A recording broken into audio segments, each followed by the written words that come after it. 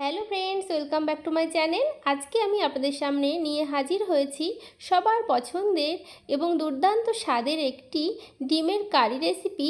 তো এই ডিমের কারি রেসিপি একবার খেলে বন্ধুরা মাঝে মধ্যেই কিন্তু খাওয়ার ইচ্ছে হবে। তো চলুন বন্ধুরা, আমি কিভাবে এই রান্নাটা করছি দেখতে থাকুন। তো দেখুন, এখানে আমি ডিম সেদ্ধ করে নিয়েছি। এখানে আমি ডিম সেদ্ধ করে খোসা ছাড়িয়ে নিয়েছি। এবারে ডিমগুলো আমি দু টুকরো করে নেব।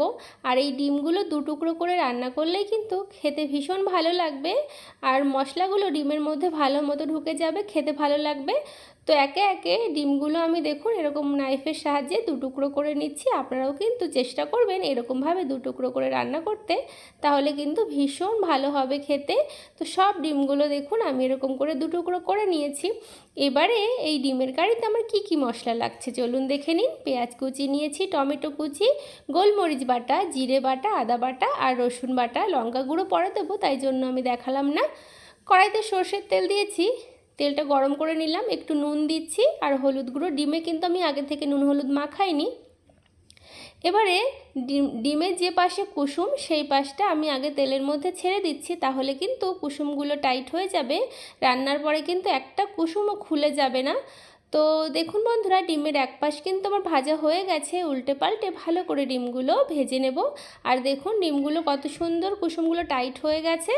এরকম করে ভাজলে কিন্তু কুসুমগুলো টাইট হবে, খুলে যাবে না।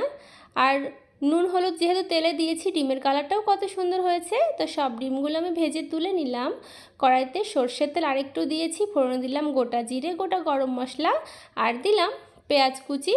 পেঁয়াজ কুচি দিয়ে ভালো করে দেখুন বন্ধুরা আমি একটু পেঁয়াজটা ভেজে নেব। একটু নুন দিচ্ছি যাতে পেঁয়াজটা তাড়াতাড়ি নরম হয়ে যায়, আর চিনি দিলাম যাতে পেঁয়াজের কালারটা ভালো আসে। আর চিনি এই সময় দিলে গ্রেভির কালারটা ভীষণ ভালো হবে।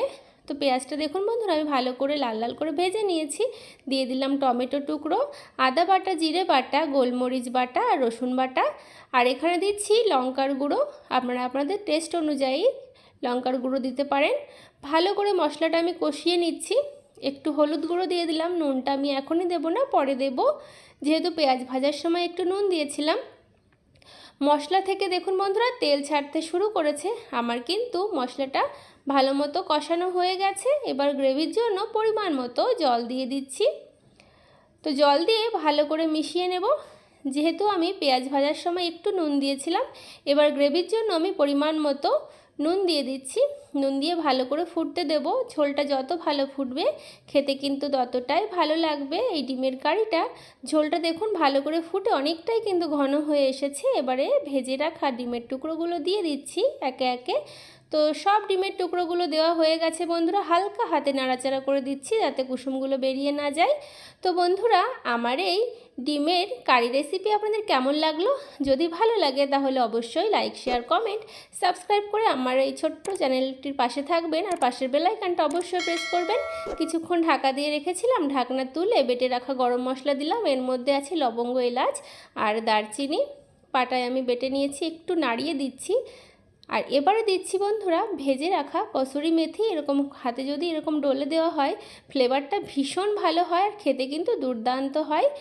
তো কিছুক্ষণ গরম মশলা আর কসুরি মেথি দিয়ে ঢাকা দিয়ে রেখেছিলাম স্ট্যান্ডিং টাইমে। আমার কিন্তু রান্নাটা অলমোস্ট হয়ে গেছে। আপনাদের কেমন লাগলো অবশ্যই কমেন্ট বক্সে জানাবেন। ভালো লাগলে লাইক, শেয়ার, কমেন্ট, সাবস্ক্রাইব করে আমার পাশে থাকবেন।